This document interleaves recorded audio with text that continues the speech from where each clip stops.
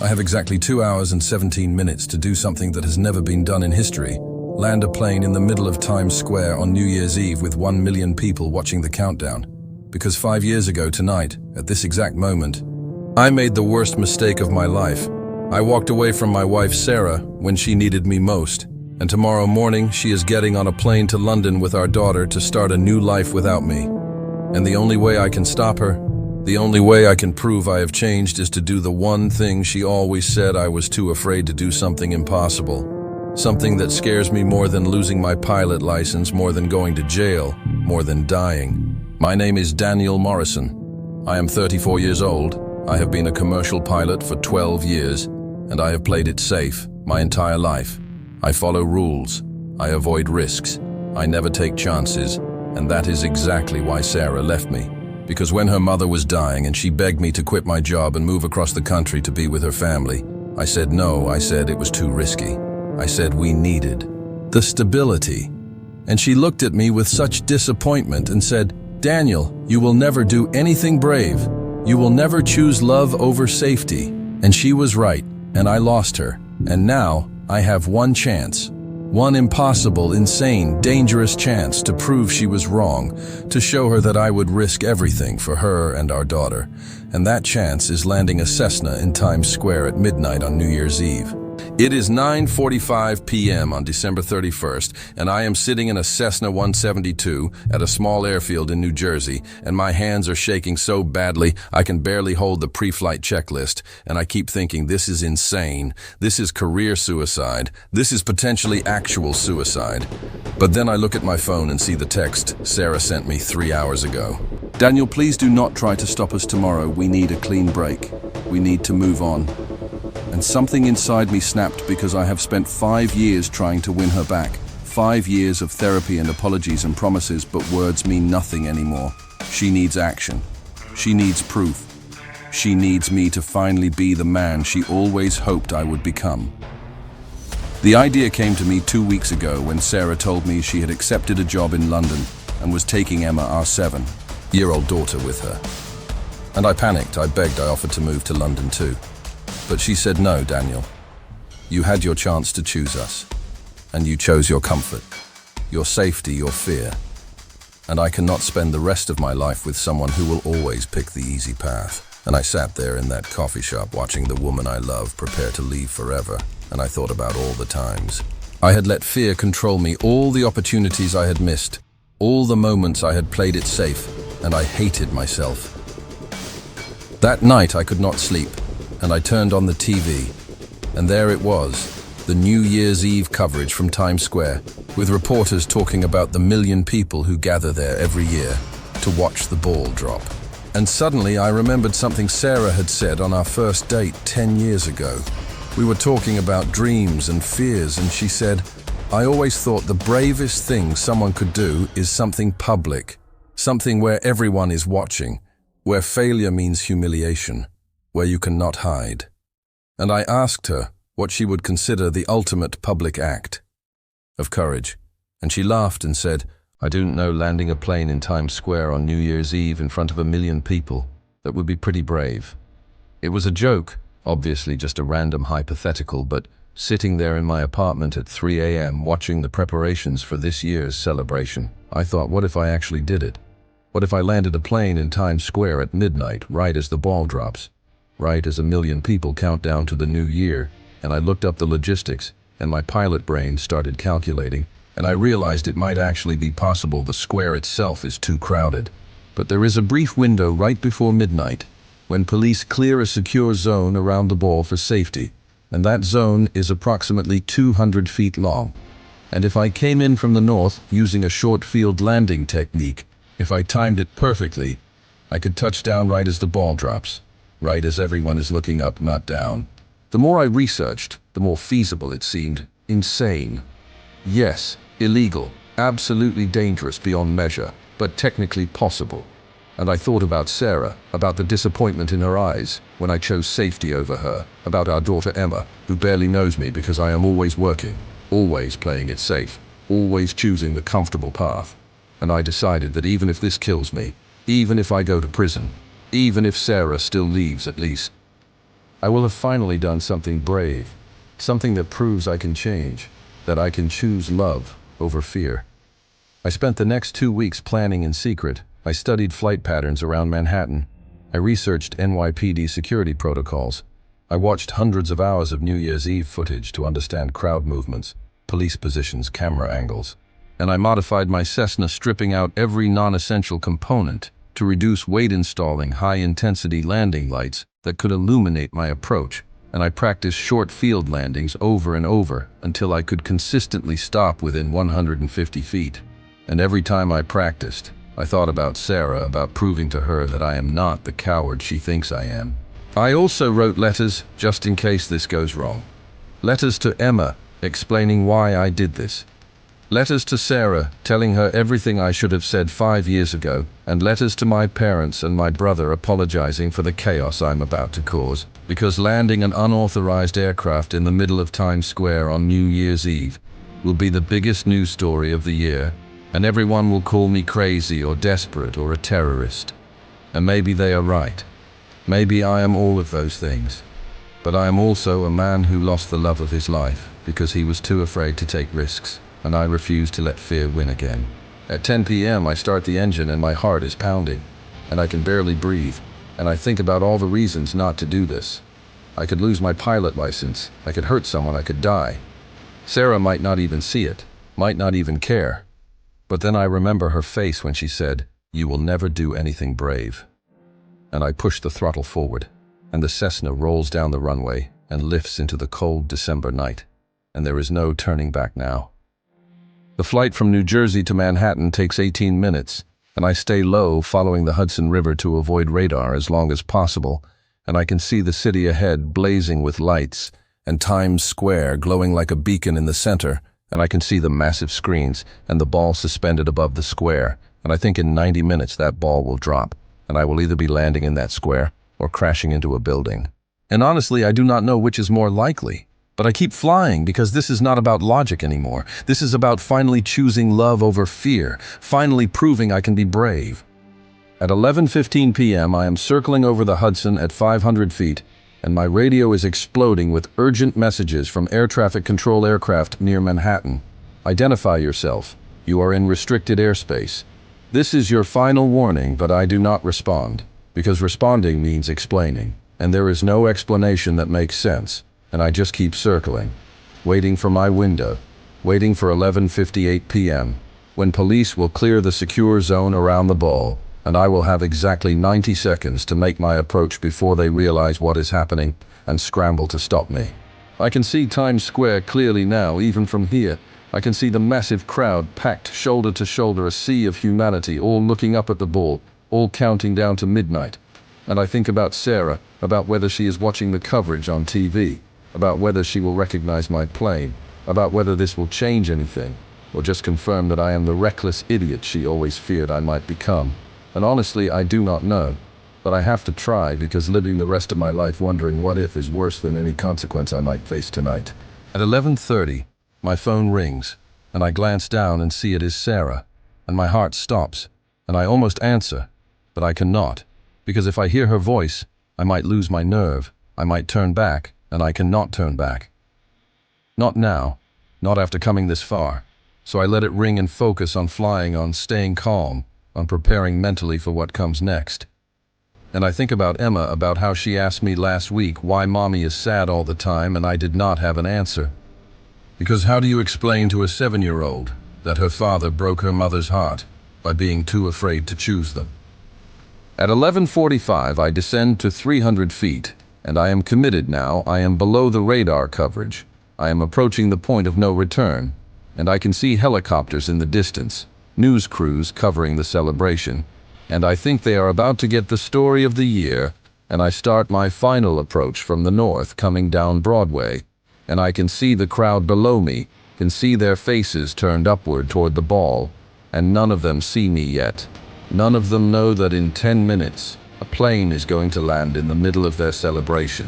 At 11:50, police begin clearing the secure zone just like I predicted, and I watch as barriers go up, as officers push the crowd back, creating a corridor approximately 200 feet long and 40 feet wide, and my pilot brain is calculating approach angles, descent rates, wind speed. And I realize I am actually going to attempt this. I am actually going to try to land a plane in Times Square, and terror floods through me. But also exhilaration, because for the first time in my life, I am not letting fear make my decisions. I am choosing courage. I am choosing Sarah. I am choosing to be the man she always needed me to be. At 11:55, I begin my descent, dropping to 100 feet, and people are starting to notice me. Now I can see faces turning. I can hear screams mixing with the countdown, and the NYPD is shouting on loudspeakers. But I cannot hear what they are saying over the sound of my engine and the roar of a million people. And I think this is it. This is the moment that defines everything. Either I land this plane or I crash trying. But either way, I will have finally done something brave. At 11:58, the ball begins its descent, and the crowd starts counting down 60, 59, 58. And I am at 50 feet now, lining up with the secure zone, and I can see the police scrambling, can see them pointing guns at me, and I think they might shoot me, might decide I am a terrorist, might bring me down before I can land. But I keep descending 30 feet, 20 feet, and the crowd is counting 45, 44, 43, and I am committed now. There is no abort, no go around. This is a one-shot landing, and if I miss, if I overshoot, if I come in too fast, I will crash into the crowd, into buildings, into the ball itself. At 15 feet, the countdown reaches 30, and I cut power, and the Cessna drops, and I pull back on. The yoke and flare, and 10 seconds, 29, 28, and my wheels touch pavement, and I hit the brakes, and the plane is rolling forward fast, too fast, and 5 seconds, 15, 14, 13. And I'm standing on those brakes with every ounce of strength, and 3 seconds, 9, 8, 7. And the plane is slowing but still moving, and 1 second, 3, 2, and we stop. The Cessna sits motionless in the middle of Times Square at exactly midnight on New Year's Eve, and the ball touches the bottom of its descent, and a million people scream, Happy New Year, and fireworks explode overhead, and I sit there in the cockpit, unable to move, unable to process what I just did. And then I see movement police are surrounding the plane, SWAT teams with rifles pointed at me, screaming commands. And I slowly open the door and climb out with my hands raised, and the crowd is going insane. Some people are cheering, some are screaming, some are recording everything on their phones, and it is chaos, absolute chaos. But I do not care about the police or the crowd. I only care about one thing, and I pull out my phone with shaking hands, and I dial Sarah's number, and she answers immediately, and I can hear crying. And she says, Daniel, what did you just do? And I say, I landed in Times Square. I did the thing you said would be the bravest thing someone could do. I chose us, I chose you. I chose to stop being afraid. And there is silence on the line. And then she says, I am watching you right now on TV. Daniel, you are surrounded by police. You are going to jail. And I say, I know. But I needed you to see that I can change. That I can be brave. That I love you and Emma more than I love safety, more than anything. They arrest me immediately. Of course, SWAT officers tackle me to the ground and handcuff me and drag me away from the plane. And the crowd is chanting. Some people are booing, calling me a terrorist. Others are cheering, calling me a hero. And I do not feel like either. I just feel like a man who finally stopped letting fear control his life. And as they push me into a police vehicle, I look up at the giant screens surrounding Times Square, and I see my face on every single one, and I see the replay of my landing, and I think Sarah saw this, Emma saw this, the whole world saw me finally do something brave. The interrogation lasts 6 hours. They want to know if I am a terrorist, if I had explosives, if I was trying to hurt people, and I tell them the truth, that I did it for love, that I did it to prove to my wife that I could choose courage over safety. And they look at me like I am insane, and maybe I am. But one detective, an older guy, maybe in his 60s, he leans back in his chair and says, I get it, I really do. But you endangered 1 million people. You violated about 40 federal laws. You are looking at serious prison time, and I nod and say, I know. But some things are worth the risk. They charge me with reckless endangerment, violating restricted airspace, unauthorized landing, operating without clearance, and about 20 other charges. And my lawyer says I am looking at 5 to 10 years minimum, and the FAA revokes my pilot license permanently, and airlines release statements saying I am a disgrace to aviation, and the media calls me everything from the Times Square Romeo to the Midnight Madman to the stupidest pilot in history. And I do not care, because none of that matters. The only thing that matters is whether Sarah saw, whether she understood, whether it changed anything. For 3 days, I hear nothing from her. I am released on bail, and I stay in a hotel because reporters are camped outside my apartment, and I watch the coverage of my landing, which has gone viral, completely viral. 50 million views in 24 hours. Hashtags trending, worldwide debates on news shows about whether I am romantic or reckless, and everyone has an opinion. But I only care about one person's opinion, and she is not calling. And I start to think I did all of this for nothing, that I destroyed my life, my career, my freedom, and it did not even matter. On the 4th day, there is a knock on my hotel door, and I open it. And Sarah is standing there, and she looks exhausted and beautiful and angry and sad all at once. And she says, "Can I come in?" And I nod and step aside, and she walks in, and we just stand there in silence for a long moment, and finally she says, "Daniel, what you did was insane. It was illegal. It was dangerous. You could have killed someone." And I say, "I know," and she says, "But," and she stops and starts crying. "And I do not know if you are the bravest man I've ever met, or the most foolish, probably both." She tells me she was watching the coverage at home with Emma when my plane appeared on screen, and at first she did not recognize it, did not realize it was me. But then the cameras zoomed in, and she saw my registration number, and she knew, and she says, "Daniel," my heart stopped. "I thought you were going to crash. I thought I was watching you die." And Emma was asking, "Why is Daddy on TV? Why is everyone screaming?" And I had to explain that you did something very brave and very stupid, because you love us. And Sarah looks at me and says, "Do you have any idea what you put me through?" And I say, "Yes, and I am sorry, but I needed you to see that I could change." She sits down on the bed and puts her face in her hands and says, "I do not know what to do with this. Daniel, I do not know if landing a plane in Times Square proves you have changed or proves you are having a mental breakdown." And I sit next to her and say, "Sarah, 5 years ago, I chose safety over you. I let fear control me. I let you down, and I have regretted it every single day. And I know one dramatic gesture does not fix everything, but I needed you to see that I am not that man anymore. I am not afraid to risk everything for you and Emma." And she looks at me and says, "But Daniel, you are going to prison." I nod and say, "Probably yes." And she says, "So what do we do? What does this change?" And I say, "I do not know. Maybe nothing. Maybe you still leave. Maybe this was just one last desperate act from a man who knows he lost the love of his life. But at least now when Emma asks why we are not together, you can tell her that her father tried. You can tell her he finally chose us, even if it was too late." And Sarah starts crying harder and says, "Daniel, I do not want to tell her that I do not want to tell her you went to prison for us. That is not romantic. That is tragic." We sit there for a long time, and finally Sarah says, "I cancelled the London job," and my heart stops, and I say, "What?" And she says, "I cancelled it 3 days ago. I could not get on that plane. I could not take Emma away from you, not after what you did." And I am staring at her, and I say, "Sarah, I might be going to prison." And she says, "I know, but you showed me something I needed to see. You showed me that people can change, that fear can be overcome, and I do not know if we can fix this. I do not know if we can rebuild what we had, but I want to try. I want to see if the man who landed in Times Square is the man I fell in love with, or if this was just one moment of courage in a lifetime of fear." I grab her hand and say, "Sarah, I will spend the rest of my life proving to you that I have changed. I will face whatever consequences come. I will go to therapy. I will do whatever it takes." And she says, "You might go to prison, Daniel." And I say then, "I will write you every day. I will call you every chance I get.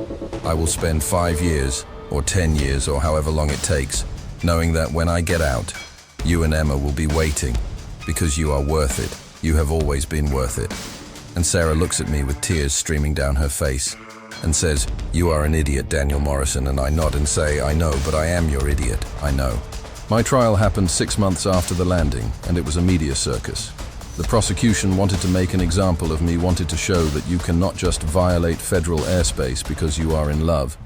but my lawyer argued that I had not intended to harm anyone, that I had actually performed a technically perfect landing that endangered no one, and hundreds of people wrote letters to the judge, including pilots and aviation experts, saying that what I did was reckless, but also impressive, and Sarah testified on my behalf and said that I was a good man who had made a desperate choice out of love.